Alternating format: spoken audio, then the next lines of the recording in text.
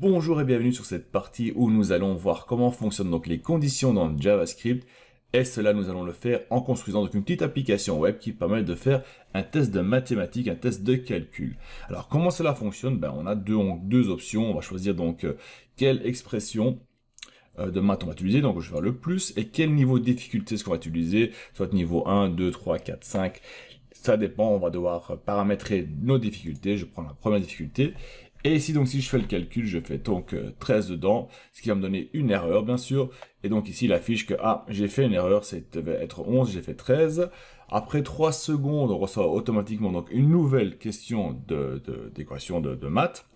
Et cette fois-ci, si je la réponds bien, je fais 14, je fais valider, on obtient 14, good job. 3 secondes après, paf, on a donc une nouvelle question.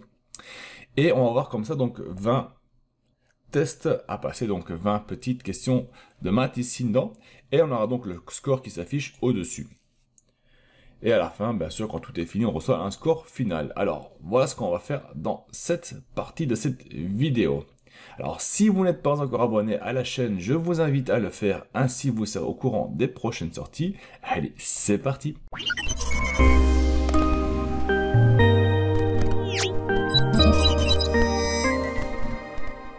Alors avant de commencer, je vais donner une petite explication de comment fonctionne une condition dans JavaScript. Ça fonctionne de la même façon que dans n'importe quel langage de programmation. Ça veut dire qu'on a plusieurs possibilités d'avoir une condition. Si la condition est remplie, on va donc afficher ou donc exécuter un certain code. Alors, les conditions les plus répandues qu'on va avoir, donc ce sont les conditions if qui fonctionnent comme suit. Donc si je fais donc une variable let age est égal à 18 par exemple. Donc on va dire que l'âge est 18 et on va dire que if, donc là on va placer la condition dedans, donc si la condition est remplie, donc si age est plus grand que 17, alors on va afficher un message dans la console et le message va tout simplement être adulte, comme ceci. Je vais mettre voilà, console, et ici il devra donc s'afficher donc le message adulte dedans. Sauvegarder, voilà, on a donc le message adulte qui s'affiche ici au-dessus comme on peut le voir. Donc ceci fonctionne. Bien sûr, on a la possibilité d'avoir plusieurs conditions. On peut dire que si la condition est remplie, on affiche adulte. Par contre, s'il n'a pas 18 ans, simplement on va afficher que c'est un enfant. Donc si je change ceci en, on va dire en 8 ans, et je vais placer donc un else, une condition else, donc else, on va afficher console log kids. C'est un enfant. Et donc là, si je vais sauvegarder, on voit qu'il m'affiche donc kids dedans. Car il ne s'agit pas d'un adulte, il a moins de 18 ans. Donc, il a moins de 18 ans, donc c'est un enfant. Une autre façon de déclarer une condition, c'est de dire sinon si, donc else if.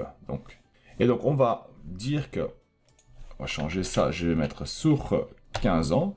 Et là, ce qu'on va faire comme condition, on va dire que s'il n'a pas 17 ans, et qu'il est plus grand que 13 ans, ou que 12 ans plutôt, comme ça on est sûr qu'il a 13 ans, alors c'est un adolescent. Sinon, c'est un enfant tout simplement. Alors comment on va faire ceci? Je vais là, on va faire ça, on va faire donc simplement un else if, et ma condition else if, on va dire donc console.log et teenager. Et là, si je vais lancer mon code, il me donne une erreur, bien sûr. Pourquoi ça? Else if, je vais passer la condition dedans. Donc, else if age est plus grand que 12, c'est teenager. Et là, c'est le cas, c'est un teenager. S'il a 12 ans, c'est un kids. Sauvegarde, c'est un kids.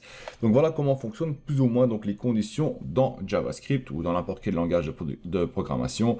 Une condition, si elle est remplie, on va afficher ce qu'il y a dedans. Sinon, si cette condition est remplie, on affiche là. Si aucune des deux conditions est affichée, on va exécuter seulement le else. Le else, c'est le truc à la fin. Donc si aucune des conditions a été remplie, on passe tout simplement à un else. Maintenant, on va utiliser une autre façon d'utiliser les conditions, c'est avec des switches. Les switches, c'est très simple. Donc on va donner une paramètre à un switch, on va donner une valeur à un switch plutôt. Et si la valeur est égale à une certaine valeur de paramètre du switch, alors on va exécuter le code qui est dedans. Et on va prendre l'exemple d'un poteau de signalisation dans la rue, donc un poteau de feu rouge. Hein. Donc si la condition est 1, donc option 1 c'est rouge, option 2 c'est orange et option 3 c'est vert. Alors ceci on fait comment? Donc je crée d'abord l'option, donc let option est égal à 1.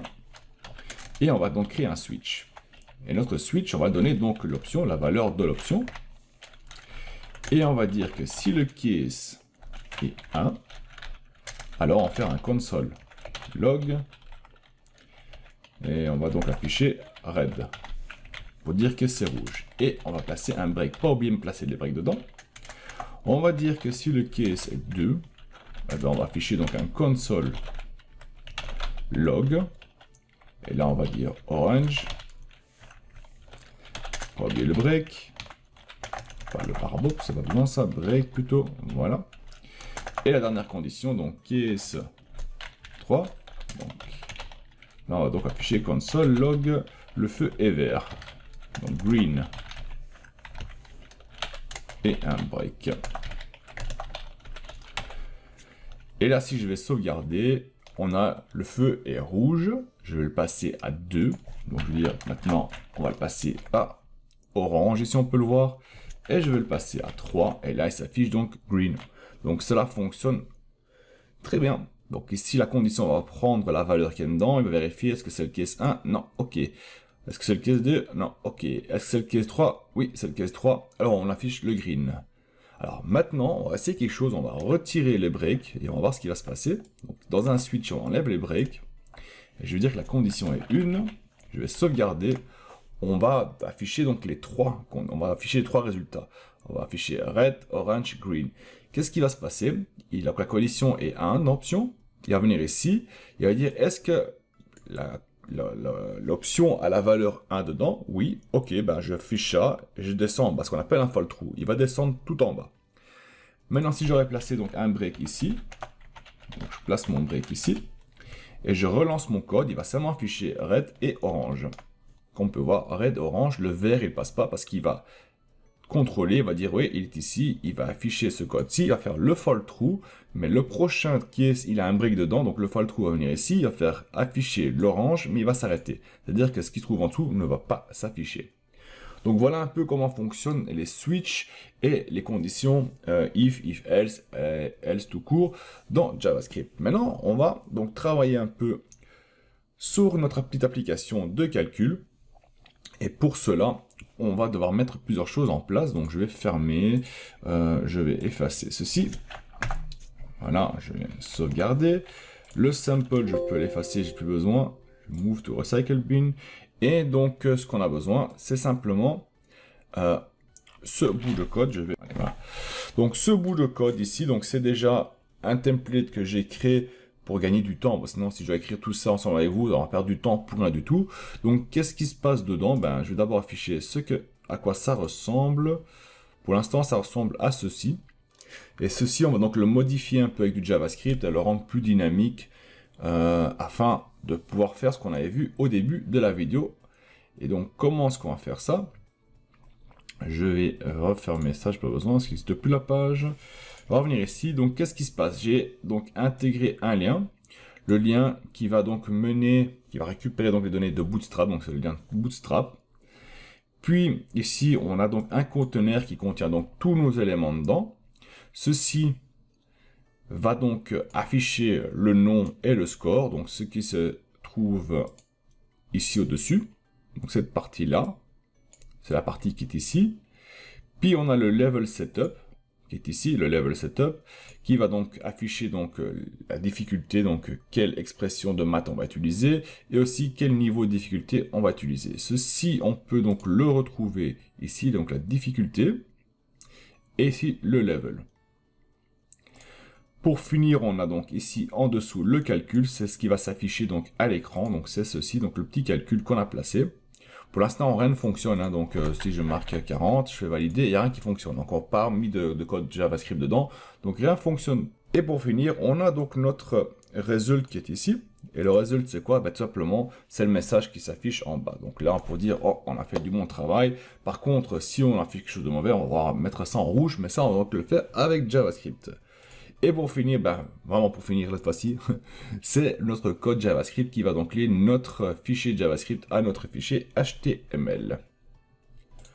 Alors si vous voulez, vous pouvez mettre les vidéos en pause et reprendre tout le code et les réécrire par vous-même. Sinon, je vais mettre le code disponible sur le site. Donc je vais créer une petite partie sur le site, même dans l'article dans le site, où vous pouvez donc récupérer le code en entier, le coller sur votre fichier index.html, et cela, vous aurez le même résultat que moi ici. Là, ben, je veux dire que sans plus tarder, on va commencer à travailler, donc à rectifier tout cela et rendre cela plus dynamique. On va donc sur notre page code.js de JavaScript, et on va devoir créer quelques variables qu'on va utiliser pendant toute notre code. Donc on va créer donc une variable number qui va donc contenir number 1 pardon, qui va contenir donc le nombre de calcul, donc le nombre 1, et puis on va utiliser aussi un net number 2 qui va aussi contenir un nombre. En fait, c'est ces deux nombres là qui vont se calculer ensemble, et nous on va devoir donc afficher le résultat de ces deux nombres. Puis on va avoir donc une variable user input qui va récupérer donc les données de l'utilisateur. Donc ça veut dire que si dans notre input box ici, donc si je marque valeur 40, j'appuie sur valider, ben, le chiffre 40 va devoir se stocker ici dans le user input. Puis on va avoir donc un let qui est tout simplement le result. On va mettre à 0 pour l'instant. Le result c'est quoi? Eh ben c'est le calcul qui va se faire donc entre le nombre 1 et le nombre 2. Donc disons qu'on a choisi l'expression la somme, donc le plus. Eh ben ici, pour l'instant, il devrait donc s'afficher donc 3 dedans. Si on fait la multiplication, ben, il y aura 2 dedans et ainsi de suite. Donc lui, il va vraiment garder donc le résultat du nombre 1 et 2. Et ça, on va donc utiliser par la suite pour pouvoir donc vérifier le input de l'utilisateur versus le résultat. S'il est bon, on affiche le message bon travail. Par contre, s'il est mauvais, on va devoir afficher ah, t'as fait une bêtise, le résultat que tu as donné n'est pas juste. Voilà à quoi va servir donc cette partie-là. Puis on va encore utiliser donc une let expression pour récupérer donc l'expression, donc le plus, le moins, l'égal et tout ça. On va récupérer donc le level aussi pour pouvoir paramétrer le niveau de notre jeu. Puis on va aussi faire un random range. Un random range va nous permettre de comment expliquer. En fait, ces nombres vont on va alimenter ces nombres aléatoirement. Ça veut dire qu'on va placer un chiffre de 1 à 10 ou de 1 à 20 aléatoirement dans ces nombres-ci pour avoir donc des chiffres différents à chaque fois. Bien sûr, on va utiliser donc une fonction math qui est le random dans JavaScript, mais il faut spécifier bien sûr jusqu'à quel nombre on veut aller. Et selon le niveau qu'on va donc implémenter dans notre test ici, donc c'est le niveau 1, bon, on va faire par exemple de 1 à 10. Si c'est un niveau 2, on va par exemple aller de 1 à 1000 et ainsi de suite. Donc ça, on va le garder dans une variable qui est tout simplement le random range, ce qui va nous permettre donc de mettre des niveaux dynamiquement dans notre application. Puis on aura bien sûr le score qui va donc afficher le score pour dire on a 1 sur 20, 2 sur 20, 3 sur 20. Puis on a un dernier, un counter qui va donc compter le nombre de fois qu'on va faire notre test. Hein. Donc une fois qu'on sera arrivé à 20, une fois que le compteur sera arrivé à 20, on va arrêter le jeu et on va plus continuer et on va afficher le score final. Donc voilà donc les variables qu'on va utiliser pour notre application. Désormais on va créer donc quelque chose de très très simple. On va sur notre page HTML, on va venir ici et on va enlever cela et on va le faire afficher depuis JavaScript. Ça veut dire que je vais venir ici, je vais prendre ça jusqu'à ici. Je vais faire un CTRL X pour le couper. On va venir dans sauvegarder. Je vais venir ici dans JavaScript et on va donc le faire afficher dynamiquement. Donc je fais document get element by ID. L'élément se nomme, si je me trompe pas, level setup. Level setup. Là on fait donc le inner HTML est égal à. Et là on va utiliser les deux caractères spéciaux et on va coller. Et là, elle veut sauvegarder. Et normalement, c'est bien ça. Level setup, c'est super. Dorénavant, donc, si je vais regarder ma page, tout est encore là. Il n'y a pas de souci. Super, super. Et cela, je l'ai fait spécialement car à un moment donné, je vais vouloir les masquer. Et donc, c'est une solution que j'ai trouvé de faire. On va mettre un point virgule quand même. Une fois que cela est fait, on va remonter vers le haut. Un peu plus de place de travail. Et on va créer plusieurs fonctions qui vont récupérer donc les données de l'utilisateur. Donc pour l'instant, on a des boutons ici. Et les boutons ont une certaine valeur. Donc si on va ici dedans, ah ben non, ils sont ici maintenant. Oups. Donc comme on peut voir ici, les boutons ont une valeur. Donc ça, c'est les boutons de l'expression. Donc les difficultés. Et donc on voit, il y a un plus, un moins, un X pour multiplication et une barre pour la division. Donc ce sont des valeurs qu'on va donc récupérer grâce au bouton. Le bouton a un événement, donc on click, il va utiliser donc cette expression. C'est une méthode qu'on va créer. Et dans la méthode, on va devoir placer un paramètre dedans. Et là, on a dit simplement que le paramètre à passer dans la fonction, ce sera le paramètre tis. Et tis, donc ceci, ça veut dire, fait référence donc au bouton qui est ici, donc cet élément-là. Donc ceci, le tis fait référence au bouton ici. Et grâce à cela, je vais pouvoir récupérer dans JavaScript, dans ma fonction, la valeur qui se trouve dans notre bouton. Donc notre bouton a une valeur ici, donc la barre, et ça je vais pouvoir récupérer. Et ça sera très utile parce que c'est ce qu'on va stocker dans l'expression, et après on va l'utiliser pour dire avec une condition ce qu'on va faire avec l'expression qui est dans la variable expression. Et donc on va commencer à récupérer donc tout ceci. Donc je vais créer une fonction, et la fonction, on va simplement faire donc cette c'était cette expression, voilà.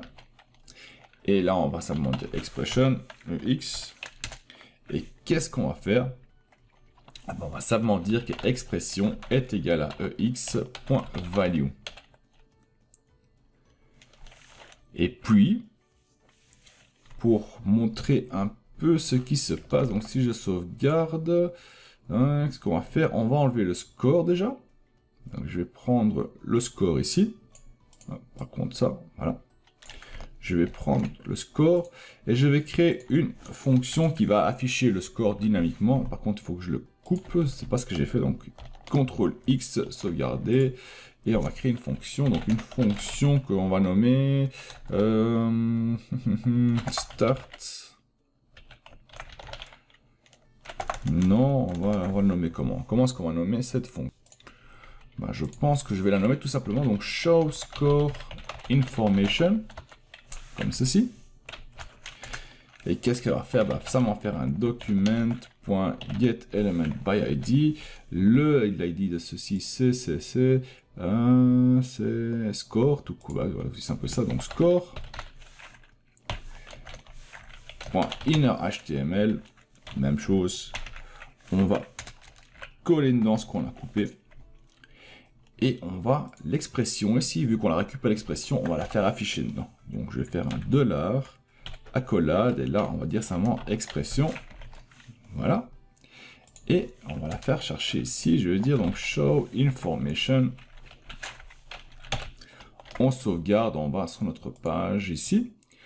Pour l'instant, comme on peut voir, l'information n'est pas affichée. Au moment où je vais appuyer donc sur le bouton plus, il s'affiche et on a donc le plus qui est affiché dedans. Je fais le moins, on voit que ça change en moins, super. En X pour multiplication et la division s'affiche aussi. Donc ceci fonctionne déjà, c'est super. Dorénavant, on va donc récupérer le niveau. Alors, on va faire la même chose, on va faire simplement une fonction. Et la fonction, on va utiliser donc le setLevel. On va utiliser le même qui est ici, hein, donc j'ai déjà affiché les fonctions que je voulais utiliser. Et là, voilà ce que j'allais utiliser ici. Un level sûrement, oui, ben level. Et on va dire que level est égal à lev.value. Et la même chose, on va faire donc show information. On sauvegarde et on va vérifier ce qui s'est passé. Donc là, je fais plus, le plus s'affiche. Le level, si je change le level, il n'y a rien du tout qui se passe. Pourquoi est-ce qu'il n'y a rien qui s'affiche? Ah, parce qu'on n'a pas encore indiqué dedans ici. Voilà, donc level, sauvegarder. On va réessayer cette fois-ci. Si je fais 1, ouais, ça va fonctionner maintenant. 2, 3, 4, 5. Donc on a vraiment les niveaux qui s'affichent. C'est super. Cela fonctionne. C'est super. Dorénavant, ce qu'on va faire, on va faire un petit test. Et le petit test qu'on va faire, c'est de vérifier. Si il y a une expression et s'il y a un niveau, eh ben on va afficher ce qu'il y a en dessous. Donc on va afficher le résultat qui se trouve en dessous. Et comment est-ce qu'on va faire ça? On va créer donc une nouvelle fonction qu'on va simplement nommer donc function.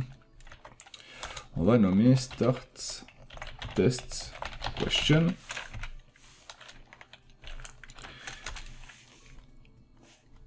Et ce qu'on va faire, on va donc contrôler. On va dire que if expression n'est pas rien, donc s'il n'est pas vide, et que level est plus grand que 0, ça veut dire qu'il y a un niveau, on a sélectionné un niveau, hein, puisqu'il sera plus grand que 0, alors on va,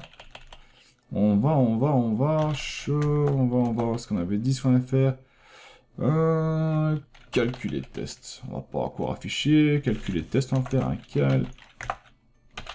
calculate test. C'est une fonction que on a encore créée, on va la créer par la suite, mais donc il va lancer le calcul. Par contre, on a le set level. Sur le set level, on va encore faire autre chose. On va d'abord remplacer ceci par cette fonction-là. Voilà. Celui-là, la même chose.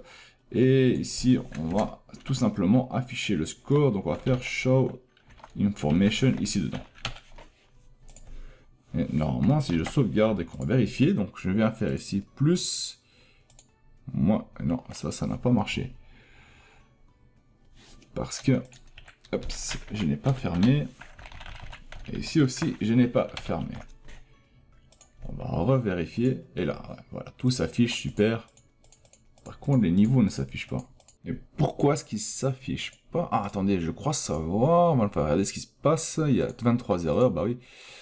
Ah bah oui, les offices, oui. Non, oui. C'est normal qu'ils ne s'affichent pas. Vu qu'ici, on a dit que si les deux variables sont remplies, eh ben on va lancer donc le calcul test, mais vu qu'il n'existe pas encore la fonction, alors il fait des misères, donc on va ajouter tout simplement. On va ajouter la fonction, donc function, hop, ça sauvegarder. On va réessayer, donc je fais plus, ça marche, cela fonctionne, nouveau, normalement, super. Ça c'est super. Hein. Et donc, qu'est-ce que je vais encore faire? Avant de continuer sur cette fonction-là, on va encore finir donc le set level. Et set level, ce qu'on va faire, selon le niveau qu'on va recevoir donc par le bouton, donc si c'est niveau 1, on va donc ajouter une condition. On va dire que si c'est 1, ben on va faire donc le variable random range 10.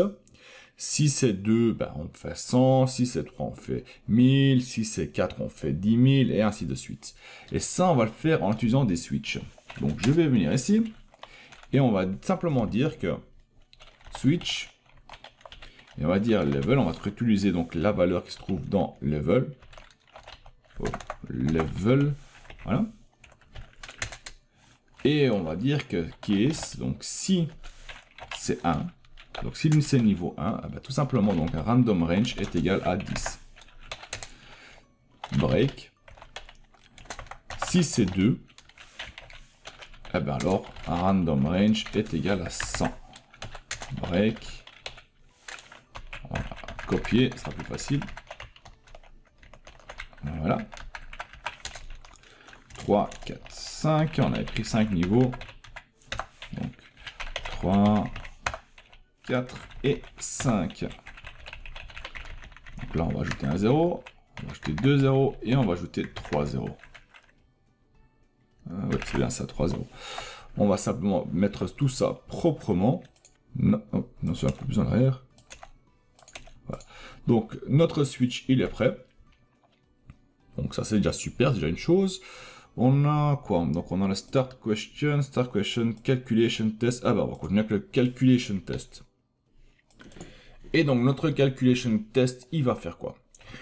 Là, l'objectif, c'est simple. On va générer automatiquement, donc avec un random, aléatoirement, on va générer le nombre 1 et le nombre 2. On a donc le range de notre niveau qu'on a défini. Donc on va dire que voilà, si c'est niveau 1, ben, le nombre 1 doit avoir un chiffre entre 0 et 10. Et le nombre 2 doit avoir aussi un chiffre de 0 et 10, entre 0 et 10. Si c'est le niveau 2, ben, il doit avoir un chiffre entre 0 et 100, et ainsi de suite. Et comment on va faire ça? On met ici simplement, et on va donc utiliser la variable, donc number1 est égal à, là on va utiliser donc une fonction de JavaScript, qui est simplement la fonction math, et dans la fonction math, on va dire floor, et dans ce math floor, on va utiliser notre fonction math, qui est facile, le random, et le random, ben, tout simplement, on va devoir le multiplier par le range qu'on a défini, donc le random range. On va faire point virgule, on va copier pour le second aussi. Je fais 2. Et désormais, donc, nos chiffres vont être créés aléatoirement. D'ailleurs, on va vérifier ça. Je vais faire donc un console log. Et on va donc afficher donc number 1 et number 2. Sauvegarder. Par contre, ça ne va pas le faire. Il faut que je mette un. Voilà, comme ceci. Ça, il va bien vouloir. Et là, on va donc mettre en console. On va respecter la console. Je vais choisir un numéro. Je vais choisir un autre numéro. Et ici, hein. Pour l'instant, elle a choisi que des zéros. Ça, c'est étrange. Il y a quelque chose qui ne va pas de nouveau. Donc, on va devoir vérifier ce qui se passe. Donc, il transmet un 0 dedans. Alors, d'où est-ce que ça vient, le 0? Eh bien, je vais vous dire pourquoi il ne s'affiche pas. Vu que la valeur qu'on va récupérer de notre bouton est une valeur texte, et ici, je fais avec du chiffre, ça ne va pas fonctionner. Donc, ça veut dire que ici, je dois placer un chiffre dedans, transformer ça en format texte. Donc, désormais, c'est du texte. Comme ceci. Je peux enlever le console log, là je suis sûr certain que ça va fonctionner. En bas aussi, est-ce que j'ai foutu ça encore? Ici, ouais, voilà, je peux l'enlever. Ah non, quoique celui-là, non, je voulais l'afficher encore. On sauvegarde, on va vérifier cette fois-ci. Donc on va... Ouais, le console, merci. Ah, j'ai fait encore une bêtise quelque part ici. Ok. Allez, enlève-toi. Voilà. On sauvegarde. On vérifie. Cette fois-ci, on a bien donc des chiffres qui se génèrent. Donc, si je reviens ici, je fais 1 et moins. On a le 6 qui s'affiche. C'est super. Hein. 41.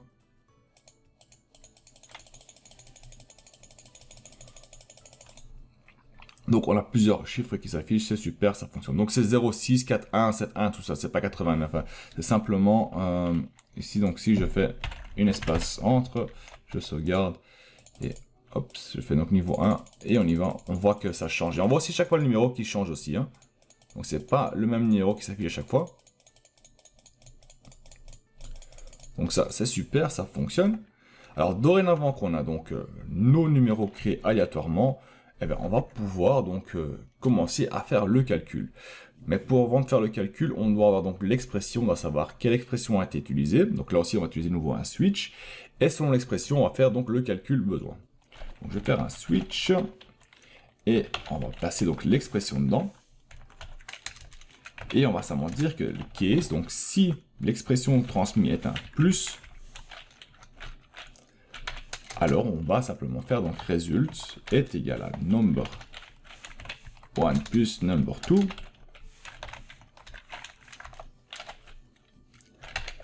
Break. Et voilà, on va faire la même chose donc pour les autres. Donc je prends et je vais copier et coller et je retrouve juste après. Et donc voilà, donc j'ai placé les switches, donc les conditions, les cases pour les autres expressions. Seulement une seule chose qu'on va faire pour la division, c'est de faire en sorte qu'on ne puisse pas diviser par 0. Donc là, on va dire que if number 2 égale 0, donc s'il est égal à 0, on va mettre 3 égale pour être sûr. alors on va devoir remplacer le nombre 2. Et le nombre 2, on va créer donc... on va créer un nouveau nombre pour ça. Alors on va dire number. Non, on va pas faire un nouveau. On va simplement dire que ça... Je vais le couper et venir ici. Number 2 plus 1. Voilà, on va faire ça comme ça. Else, bah, tout simplement, on va refaire ceci. Donc si c'est 0, vu qu'on ne sait pas diviser par 0, on va prendre le chiffre 0 plus 1, donc ça deviendra 1 dedans. Donc on va dire si le premier était 2 et le deuxième était 0, bah, ça sera 2 divisé par 1. Ce qui est un peu plus simple. Voilà, donc ça c'est fait donc pour notre calcul. Une fois que ça c'est fait, cette fois-ci on va vraiment le faire. On va afficher donc cette partie-là. On va travailler, attends, je peux fermer ça, je vais travailler sur cette partie-là alors. Histoire d'afficher donc... le calcul qu'on a à faire et qu'on puisse donc y répondre. Donc je vais venir ici et on va donc faire test, on va nommer comment, test question, ouais, test question, comme ceci. Mais avant de ça, ce qu'on va faire aussi, c'est qu'au moment qu'on a sélectionné donc les deux, donc aussi bien difficulté que level, c'est de masquer les options, parce qu'on n'a plus besoin de cette option là. Donc celle-ci, on va le masquer. Comment est-ce qu'on va faire ça? On va le faire ici dans calculer. Donc avant de commencer, on va simplement dire que document get element by id, l'id c'était result, non, l'id c'était lequel, c'était level setup, c'était ça. Donc on va récupérer ça, on va le placer ici dedans, voilà. Alors ce qui va se passer en fait, c'est donc je sélectionne l'expression qu'on va utiliser, le niveau, et je voudrais qu'il disparaisse. Mais là, apparemment, il ne le fait pas. J'ai encore fait une bêtise quelque part. Hop, on va réinspecter. Hein.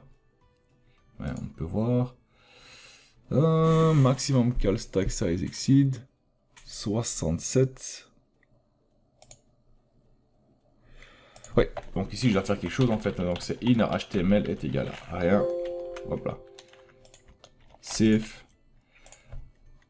On peut fermer ça, et on va essayer, hein. Donc ça, et ça, hop, ça. Comme on peut voir, l'option a disparu et on peut continuer tranquillement à travailler. Donc ça montre notre résultat qui s'affiche. Revenons à nos moutons. Donc on va créer cette méthode-ci, qui est le start question. On va prendre ceci, on va le passer ici, donc une fonction qu'on va créer. Function. Voilà. Et qu'est-ce que cette fonction va faire? Bah, cette fonction va tout simplement afficher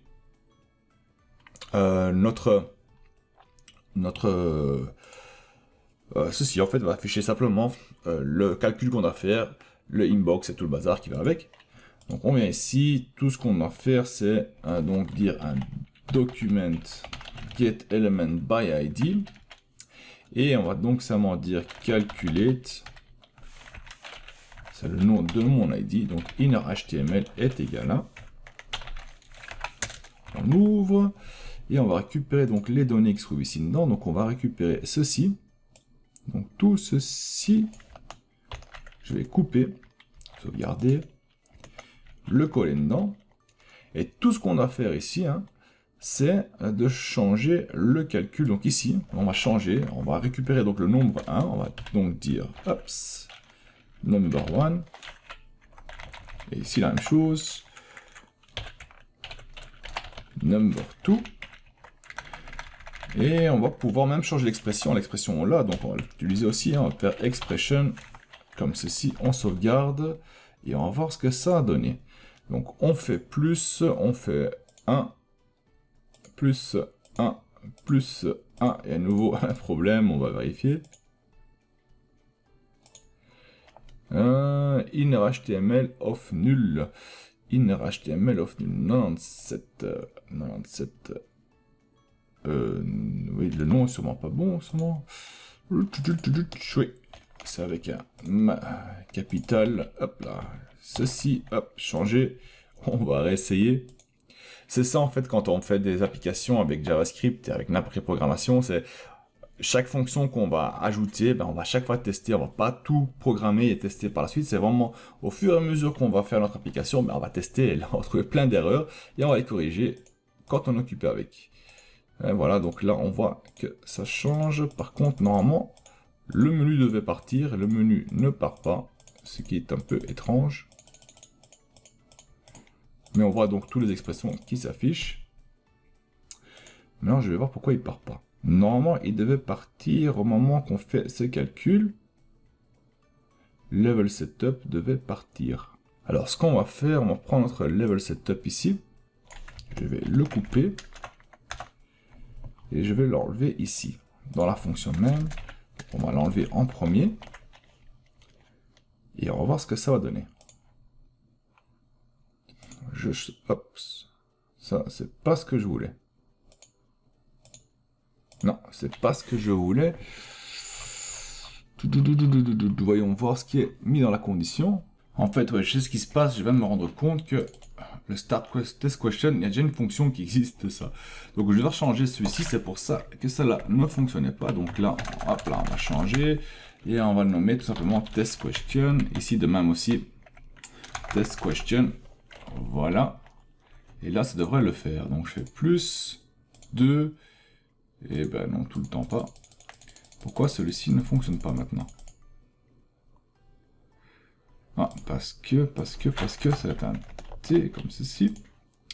Ça, et cette fois-ci, ça va. Super. Donc on va rester encore une fois. Oui, ça marche. Super, ceci marche, super, ça.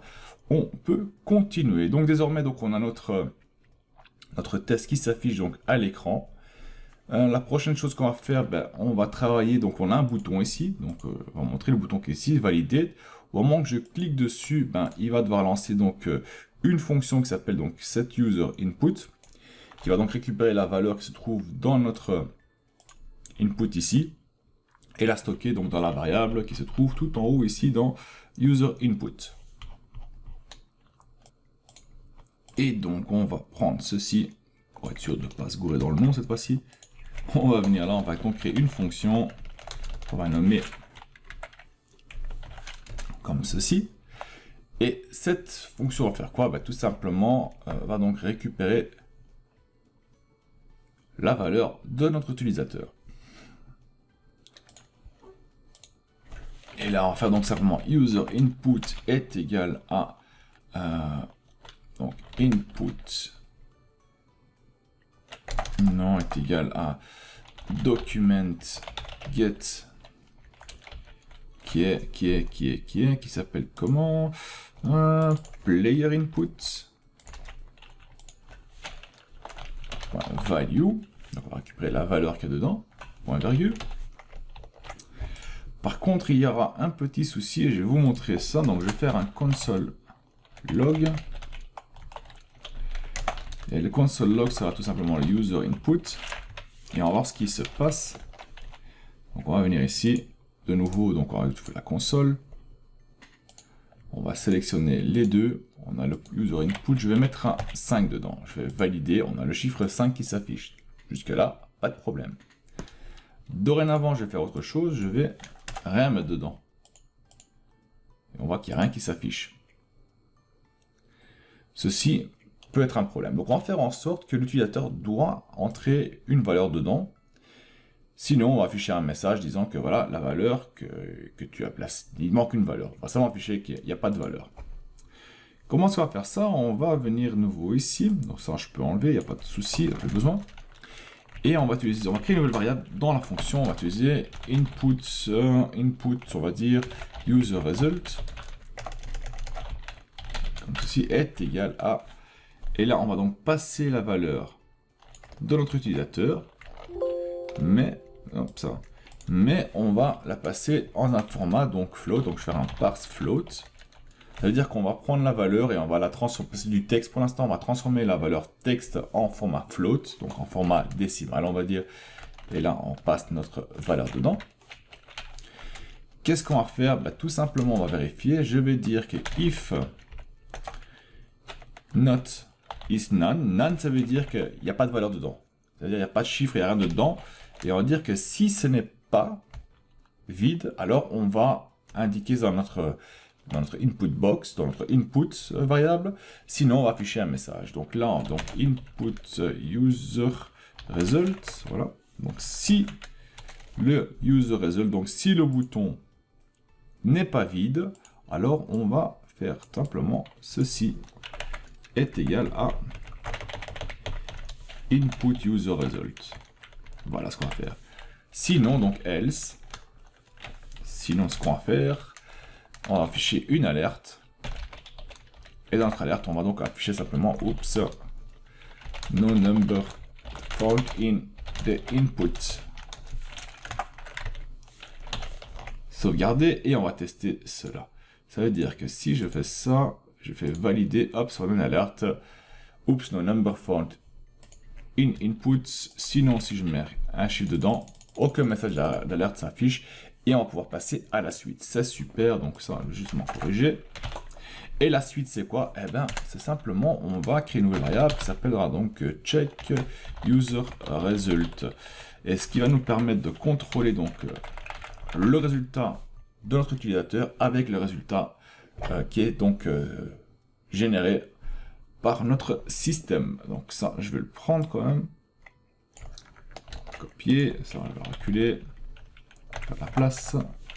Et on va venir le coller ici. Donc je vais créer une fonction. On va nommer ceci.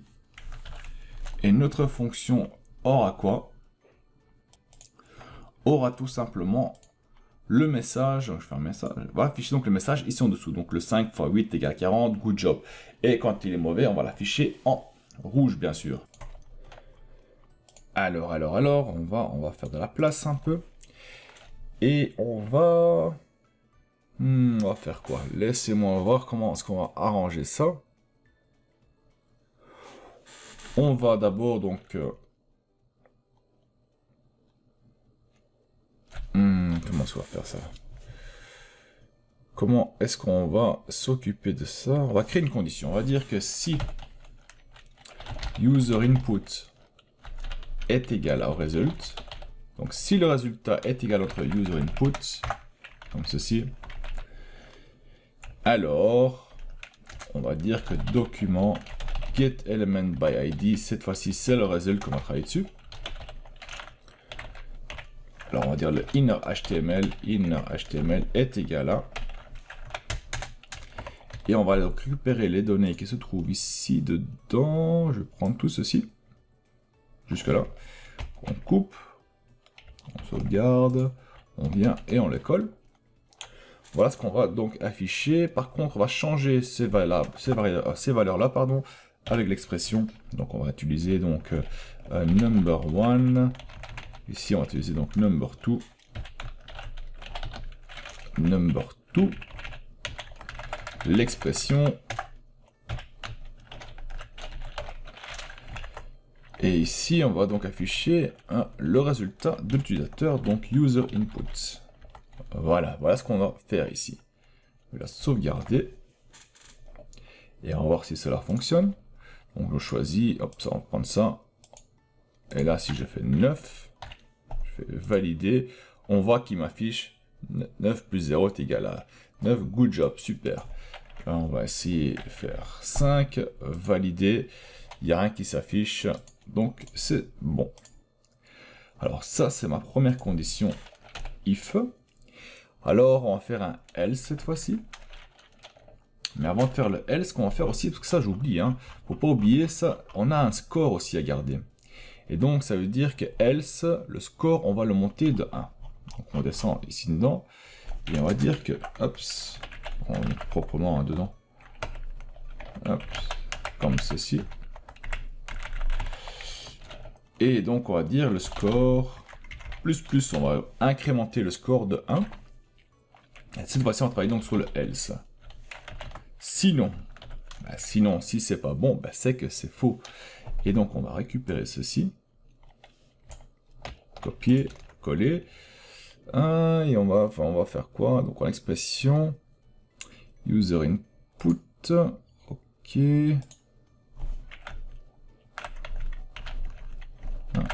Étrangement, j'ai fait un peu une bêtise, on dirait, voilà. Donc, user input is not correct, on va afficher.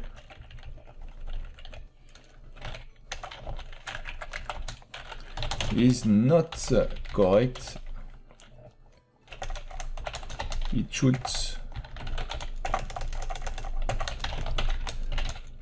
be, et là on va indiquer donc le résultat. Résultat. Sauvegarder. On va voir ce qui se passe. Hop, hop. On met 16, validé. On voit qu'il s'affiche is not correct, it should be 11. Par contre, c'est vert, j'aimerais bien l'avoir en rouge. Ça se trouve donc dans notre classe ici. Success, non, c'est danger le rouge. Hop, on va essayer de nouveau. Voilà, on met 5. Paf, en rouge, super, cela fonctionne comme je veux. Donc 7 plus 8 est égal à 5, is not correct, it should be 15. Super, super, super. Et une fois que notre condition if, donc ça c'est notre condition, une fois qu'elle est finie, ben, vu qu'on a fait donc un test, on va devoir monter le compteur de 1. Vu qu'on a fait le test, on va monter le compteur de 1, donc on va dire counter plus. On va prendre plus de place. Dorénavant, qu'est-ce qu'on va faire? On va venir ici. Qu'est-ce qu'on va faire? On a ceci, ouais. On va réafficher le score, hein. Donc on va faire donc show score information, car le score sera mis à jour, hein. Donc si on a réussi, bah, le score sera plus 0 mais 1 et ainsi de suite. Et dorénavant on va devoir faire une boucle, car désormais si j'appuie sur valider, comme on peut voir, bah, on a un petit souci, c'est qu'il ne fait pas à la prochaine, donc il s'est arrêté, il n'y a plus rien qui se passe. Donc on va créer une boucle. Et la boucle, une boucle plutôt pas, on va créer une nouvelle condition. On va dire que si le compteur est plus petit que 20, donc on va dire qu'on n'a pas fait 20 tests, alors on va attendre 3 secondes et on va relancer un nouveau test. Voilà ce qu'on va faire. Donc on va faire donc if, donc si le compteur est plus petit que 20, alors on va utiliser une nouvelle fonction dans JavaScript, une fonction de JavaScript qui s'appelle le setTimeout, c'est-à-dire qu'il va attendre un certain temps, on va dire, lance une certaine fonction, mais il faut attendre, on va dire, 5 secondes, donc après 5 secondes, il lance la fonction. Comment ça se passe? On fait donc un setTimeout. Oups, non, c'est pas ce que je veux. Oh, j'ai fait une bêtise. De nouveau, je fais que des bêtises. Oups, en arrière, donc setTimeout. Utiliser la fonction setTimeout. Donc, quelle fonction est-ce qu'on veut faire appel? On va faire appel à calculateTest. Et on va attendre 3000 millisecondes, ça veut dire 3 secondes, on va attendre. Et on sauvegarde. Et puis, quand c'est fait, il va relancer un test. Et on va essayer ça. Donc, si je fais plus, voilà, on va mettre 2 dedans. Valider. 1, 2, 3. Pouf! Une nouvelle. Super. On peut marquer 6, valider, 1, 2, 3, boum, allez, on fait un 5, 7 en rouge, pas de problème, 1, 2, 3, on a un nouveau test qui s'affiche. Maintenant, il y a quelque chose qui me dérange aussi. Comment est-ce qu'on va faire ça? C'est que on peut voir que il m'affiche donc le message en dessous, et ce message, je ne veux pas qu'il s'affiche quand il y a un nouveau calcul ou un nouveau test à faire. Donc, pour arranger cela, on va venir... où est-ce qu'on affiche le test? Non, on va plutôt le mettre ce qu'on fait le calcul. Donc, on va chercher la fonction calcul test ici, on va mettre ça. Et au-dessus, on va simplement le masquer. Donc, on va faire document getElementById. Et on va faire, donc, ça s'appelle result. Et le result, on va mettre le inner HTML en vide, on va rien mettre dedans. Aussi simple que ça.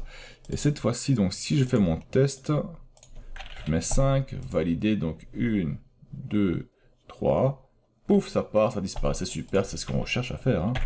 C'est ce qu'on recherche à faire. Par contre, je viens de remarquer aussi, notre score au-dessus ne change pas, donc on va corriger ceci. On va revenir, donc ce qui affiche le score, c'est là. Et là, on va devoir donc indiquer le score. Hop là, on va mettre le score dedans. Score. On sauvegarde, on va vérifier si cela fonctionne. Donc, nouveau un test, on va mettre 12. Valider, le score il monte, super. On va attendre le prochain. 12. Ok, il monte. On va mettre 1. Il ne monte pas, super, cela fonctionne. Oh, c'est super, non? Quand on voit l'application qui commence à devenir réelle de plus en plus. Allez, on va encore faire une dernière condition, c'est que si le compteur est à 20, donc on a 20 dedans, je veux que tout s'arrête et qu'on affiche donc le score. Non, je veux qu'on va masquer le score et qu'on va donc afficher un résultat dans un box. Donc on va utiliser le même box qu'on a utilisé ici dedans, cela, sauf qu'on va le mettre cette fois-ci en jaune ou en orange, je ne sais plus la couleur qu'on va utiliser, et on va donc afficher le score qu'on a. Donc on va utiliser une condition else. Else quoi? Eh bien tout simplement, donc on va enlever notre score, donc je fais un document getElementById score dot inner html, non, inner html est égal à rien du tout. On va le vider. On va dire que document.getElementById, et là c'est le result, .inner html est égal à, là on va changer quelque chose, on va récupérer ceci, copier, c'était où? C'était là, voilà, coller, ups, et ups proprement, et on va afficher quelque chose, on va enlever tout ceci, on n'a pas besoin. Et on va tout simplement afficher test. Test. Done. Your score is. Et là, on va afficher le score de nouveau. Sur 20. Et voilà, voilà, voilà. Et c'est selon moi, c'est tout. Hein. Donc on va sauvegarder. On va utiliser notre application, mettre en plus grand. Et on va essayer, hein. Je vais valider. Oh, je vais ça, moi, essayer. Attendre un peu. Ah non, ce que je vais faire le test 20 fois et je vous retrouve juste après pour vous. Et donc le test est fini. On peut voir donc le message qui est passé en dessous ne s'affiche pas. Donc on voit il y a marqué good job, mais il s'est arrêté là. Il n'a pas affiché donc ce qui se trouve en dessous et on va voir pourquoi il a fait ça. Et donc le problème, il vient donc d'ici, donc c'est pas le bon élément que j'ai nommé, donc c'est bien un résultat avec un S et pas 2. On va diminuer le en seulement 2 tests pour voir ce qui se passe, donc je vais lancer, on fait un 13, valider, ça c'est bon, c'est un 8, valider, c'est bon, test done, your score is 2 sur 20, super. Par contre, ça, je veux qu'il le masque après. Score masqué, moi aussi masquer l'autre. Donc, document getElementById. Celui-là se nomme donc calcul. .innerHTML est égal à rien. Quand je vais mettre en capital, sinon ça ne marchera pas. Ce qu'on a encore vu, oui, ça je veux en jaune. Donc c'est ici. Donc pour l'instant vert, bah, c'est succès, ça veut dire simplement que jaune c'était quoi encore? Warning je pense. Warning, safe, on va voir. On va le laisser à 2 encore pour faire nos tests. Donc, 6, validé. 4, validé. Bingo, voilà, donc test done, your score is 2 sur 20, c'est un super score, et le jeu se termine là-dessus. Donc on va remettre ceci sur 20, la boucle de 20. Par contre, je pense qu'il y a un autre souci, si je fais les divisions, je vais ne pas tester. Oui, ça va être 3,5, donc 3,5, validé, super, cela fonctionne.